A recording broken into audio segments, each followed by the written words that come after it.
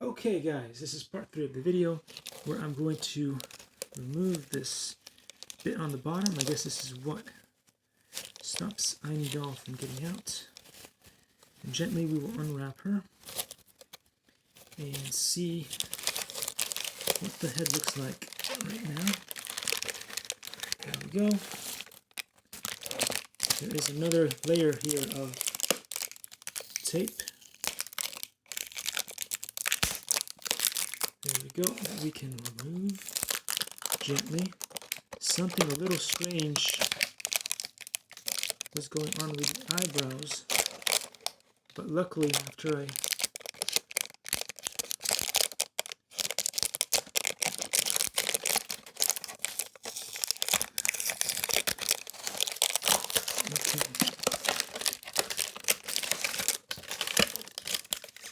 Okay, so I'm going to put the blade away. Goodness gracious, we do not want the blade anywhere near this amazing robot. We don't want any. There we go. We don't want any blades close to this beautiful robot or any of that stuff.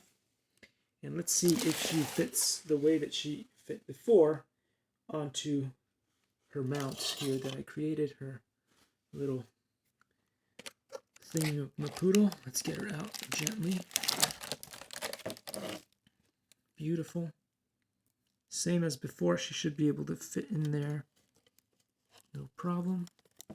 And does she? I don't want to drop her and break her. I think she does. She went in no problem. Okay, so that's good. That is really good, guys.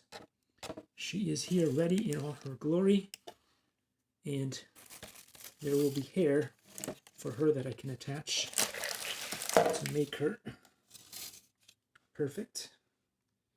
So let's take a look at her in all her glory now.